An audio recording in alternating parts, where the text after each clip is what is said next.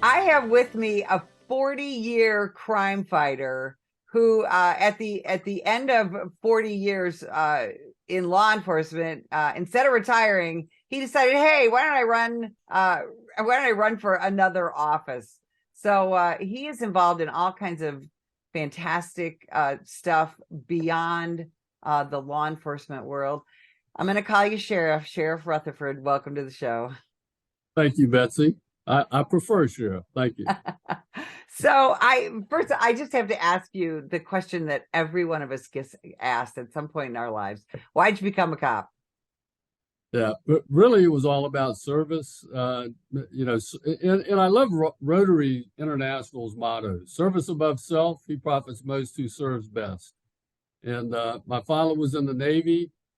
Um, you know, he protected the homeland under arms, and I protected the hometown under arms. And it was just it just grew out of a concept of service. Now, you were sheriff of a very, very large county, Jacksonville, Florida, which, the city of Jacksonville, over the years has been a Right, it's very dangerous consolidated. city. Yeah, yeah. And you were sheriff for quite a while there, and you really ushered in some big changes as far as the way that you fought crime, the professionalism. I've had the opportunity to spend quite a bit of time there, but finally you termed out. And what made you want to go to Washington, D.C.? Well, I tell you, Betsy, part of my career that a lot of people don't know about is the fact that for 9 of those 12 years I was sheriff, I actually was legislative chair for the Florida Sheriff's Association. I was in Tallahassee lobbying for the Florida Sheriff's Association, and it really informed how I came to Washington, D.C. and viewed my best practices up here. Because when I, it's funny when I was first elected sheriff, the way I became legislative chair was I actually had drafted a bill on my own as a new sheriff. I was trying to get the severely ill and mentally ill out of my jail and into community treatment, the severely addicted and mentally ill. And so I had this great bill. They didn't have room on their agenda, the legislative committee. So I ran it on my own and it failed. So, but what I learned from that was, I tell people now, I was so naive back then, I thought bills passed on their merit. No, you got to have the relationships to get that bill passed.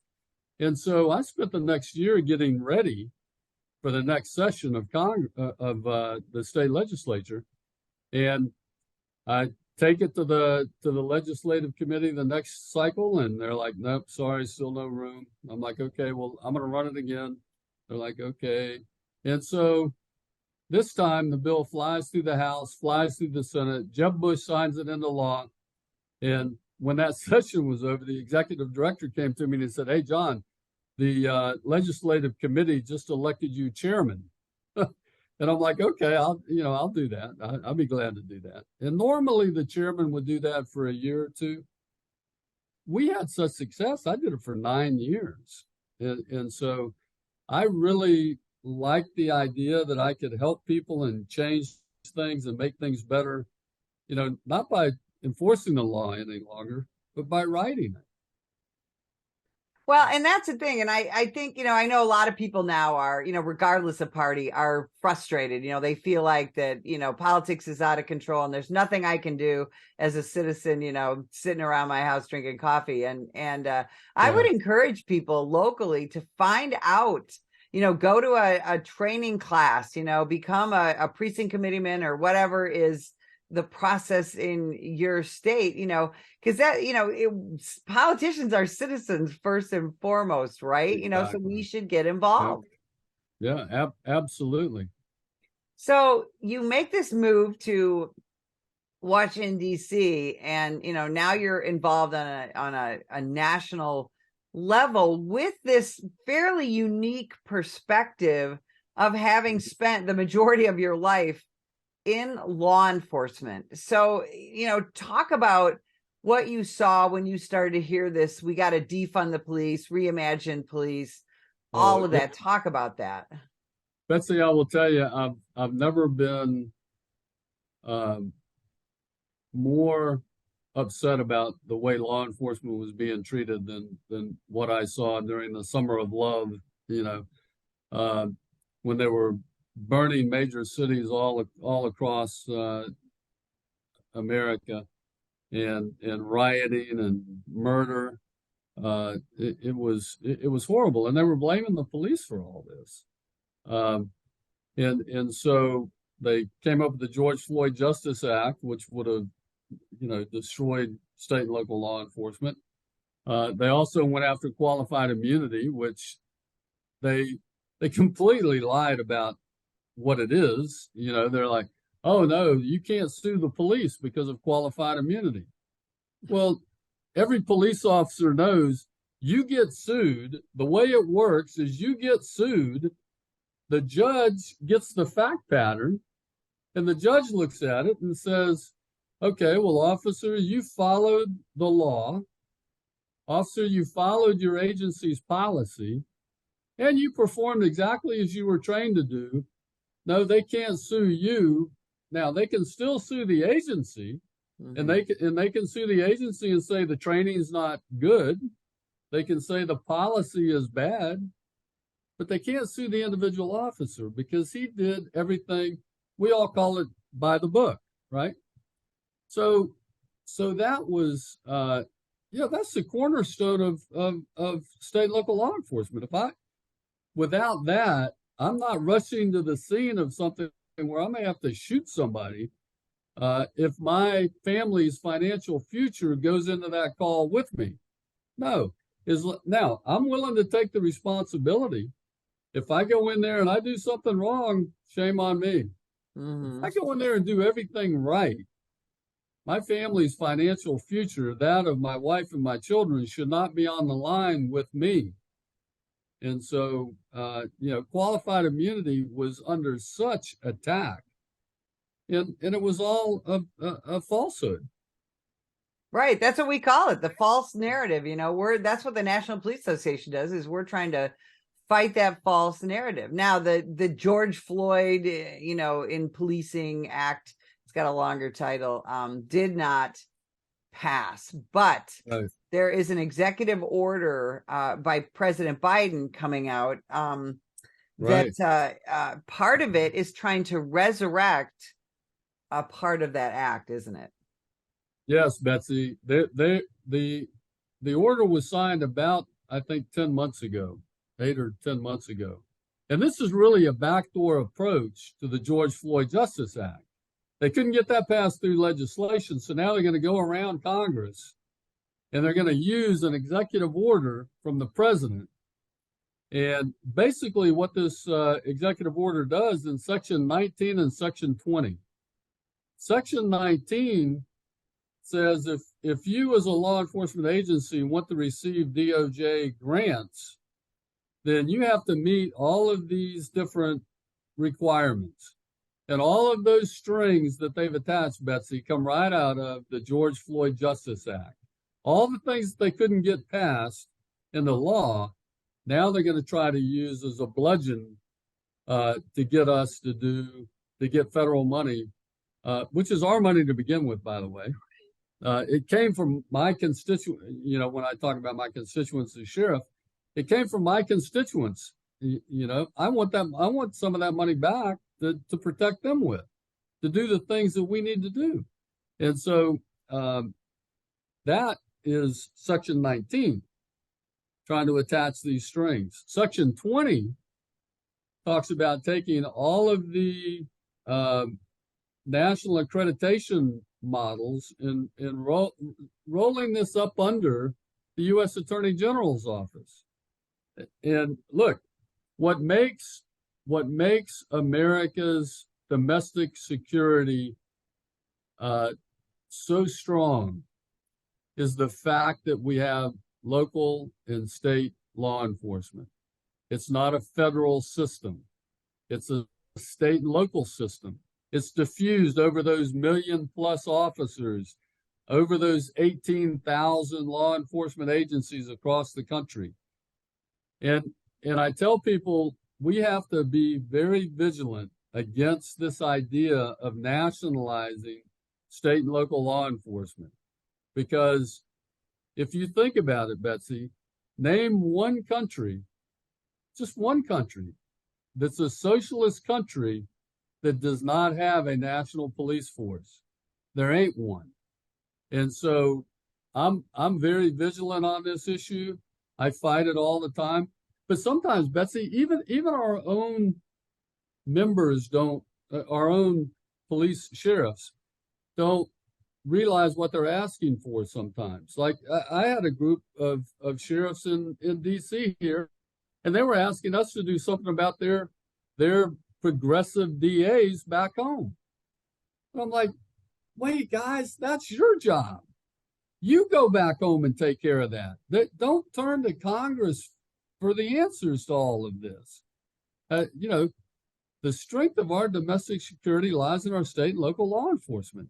Don't bring that does not need to come up to the national level. You do that back home.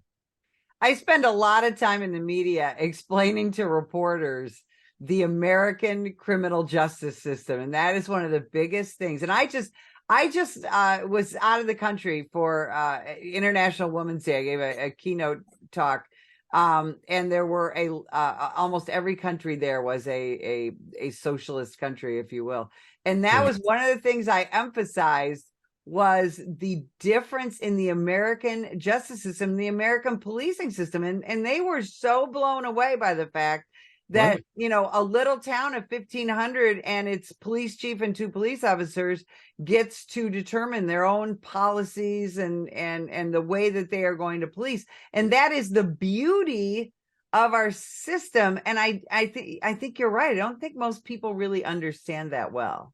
No, they don't. And I will tell you, now I'm a sheriff, so I'm obviously inclined to think that an elected sheriff is more important than an appointed police chief. And the reason I say that, when I look at what went on across the country, we were talking earlier about the BLM movement and all of that after George Floyd was horribly killed. I mean, I don't know a single law enforcement officer that supports what they saw in that video with that man. Look, now, how they turned around and make him out a hero of some sort is beyond me. But what those officers did at the scene was wrong. Nobody's taken up for that. But then what I saw across the country, that where these socialists are using that incident to go after the police, to defund the police, to demoralize the police, to delegitimize the police, all of that in these cities where they have the most violence and all of that, the one common thread, they were all appointed chiefs. That didn't happen in one city with an elected sheriff. And so, I think the value of being elected as a sheriff in your county. Now, I do point to some of those sheriffs that should have stepped up, even though they may be small agencies and they have big cities in their jurisdiction. They should have stepped up. Well, absolutely, and that's where voters come in to put on that pressure to say, hey, we don't want this, we don't want this crime. We don't want you to give in to the rioters and looters. And, that was one of the big issues in 2020 and 2021 with the riots was police leadership, and where police leadership stood up. You had, you had a more measured response. Betsy, the chief in Seattle was saying, I won't use her name, but she was saying, well, I didn't give these 6 blocks up, the mayor did. And I'm like, then why are you still wearing your badge? Yeah. I'd have resigned before I'd have put up with that. But as an elected sheriff, I would have never allowed that to happen. And I had a great relationship with my mayor. Mhm. because Jacksonville is a consolidated government, so the city and the county are one. And so, from time to time, I had to remind the mayor, Mayor, I don't work for you. I work for those people out there just like you do. I Yeah. work for a constituency that I've taken an oath to keep safe. So no, I'm not going to do what you're asking me to do because that's not the best thing for public safety. And and a couple of times it put us at odds, but that's the American system as you just described it. Yeah, absolutely correct. So now you spend a lot of time in Washington D.C. and one of the things happening there right now that you've fortunately been involved in is the District of Columbia, their council was trying to basically reduce sentences for criminals. Now, how did the District of Columbia, unique system, right? How did Right. you guys get involved in that?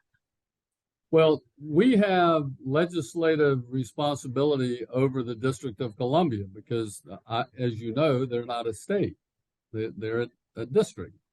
And so, through that process, when we saw, actually, it was a citizen. This is a great, I think, history or government lesson here. A citizen came to a congressman and said, "Hey, look at what they're doing, and this ain't right. Can you do something?" And he did. And so Andrew went and drafted a bill to undo what they were trying to accomplish by allowing carjackers and all kinds of people early release and all of that. So we were able to stop that because by the Constitution, we have some legislative responsibility over them. And that's one of the problems we have throughout the country in so many urban areas is, Exactly. Bail reform, reduced sentencing, things like Right. that are we're releasing violent criminals back to reoffend, aren't we? Yeah. Well, listen, let me tell you, Betsy, when I was sheriff, I had a situation with a bad state attorney. We call them state's attorneys in Florida. I had a situation with a bad state attorney. Now, he was great in the early years, and he was there for decades. He got less and less effective, and finally he was now prosecuting more felonies, I think, than he was prosecuting. And so, as sheriff, it doesn't matter how many times I put people in jail. If he's just letting them go, nothing. There's no deterrent. So I went to the business community, and we had a little meeting. It was me, the state attorney, and the mayor. And we all presented our case on why this guy was doing a bad job. Now he's elected. And so so when that meeting was over, the business community told him, look, if you run again, we're going to run somebody against you. And so he decided to retire. I got a great aggressive prosecutor in there. So now we had the intervention piece of the pie. I call it the pie. You got to fight. If you're going to fight crime in your community, you need the whole pie, right? That's prevention, intervention, and then enforcement. And so we had a great enforcement part. We had put together intelligence-led policing. We had Operation Shutdown. We had all the great enforcement going, but we couldn't get prosecution. We had great prevention stuff that the mayor had done a fantastic job putting together. But we didn't have the intervention piece with the state attorney. So politically, I went after him. Yeah. And we changed the state attorney. And by 2011, we had the lowest violent crime, lowest murder numbers that city had seen in 40 years. We had fewer murders. Betsy, we had fewer murders in 2011 than we had in 1972. Jacksonville is one of those one of the communities, one of the counties that I always use as an example of what kind of a difference a prosecutor makes because it's still happening now that you've got a great state's attorney that is pretty no nonsense and is prosecuting crime, and that's what needs, because we hear a lot of talk about, oh, what are we going to do in Chicago? What are we going to do in Philadelphia, LA, Seattle, New York? We know how to fix this. American law enforcement knows how to fix this. Betsy, let me tell you, Betsy, when we started taking care of the lower level crime, the murder and violent crime took care of itself. It was gone. You put the guy in jail and then send him to prison for the first carjacking, and he doesn't wind up killing somebody in the fifth carjacking. And that's how we reduced violent crime and murder in Jacksonville. In 2011, we had fewer murders than we had. I said 72 earlier, it was 71. We had fewer murders in 2011 than we had in 1971. And by the way, the city was almost 3 times the size. Yeah, absolutely. Sheriff, I could talk to you all day. I've got less than a minute left. Where can people find you, follow you, see what you're doing? Yeah. Well, if they'd like to sign up for I've got a weekly newsletter called the Rutherford Roundup, and they can follow all of our activity on social media and just go to @RutherfordFL. And they can follow us there. They can contact me at rutherford.house.gov, and I'll even give you my cell, 904-813-0883. My staff hate that because everybody's got my number, but I like everybody having my number. Well, you have such a servant's heart, and that's so much of what we really appreciate you. And Sheriff, I can't thank you enough for spending time with us today. If you would like more information about the National Police Association, visit us at nationalpolice.org. Ma'am, put the gun down! Put the gun down! Last year, law enforcement officers were involved in hundreds of thousands of use of force incidents.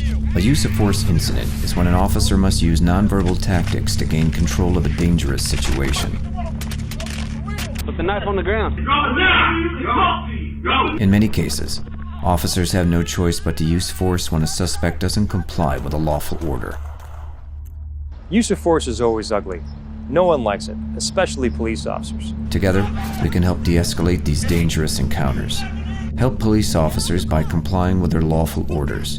Don't attack, attempt to disarm, or flee from an officer. Use of force is an officer's last option.